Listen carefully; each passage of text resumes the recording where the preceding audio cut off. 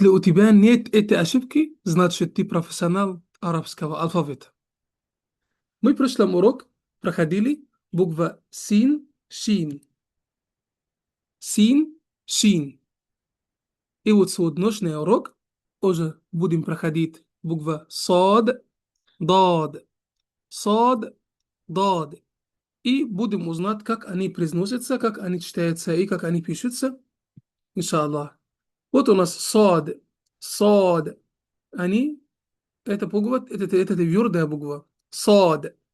И дод, точка наверху, как вы видите вот тут. Дод.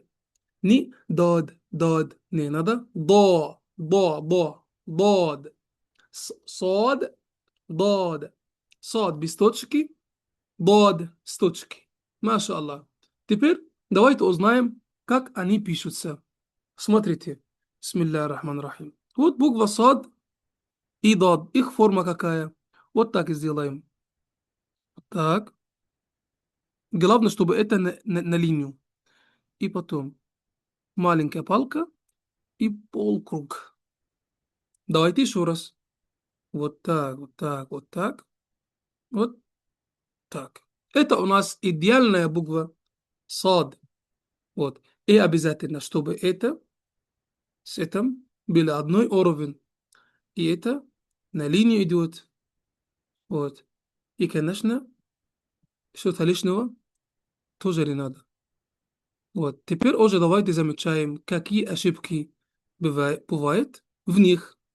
Давайте. Вот первая ошибка, если человек, он вот так, это не на линию, а вот такой треугольник сделал. Это считается ошибкой. Если человек вот так сделал, но забыл, это маленькая палка.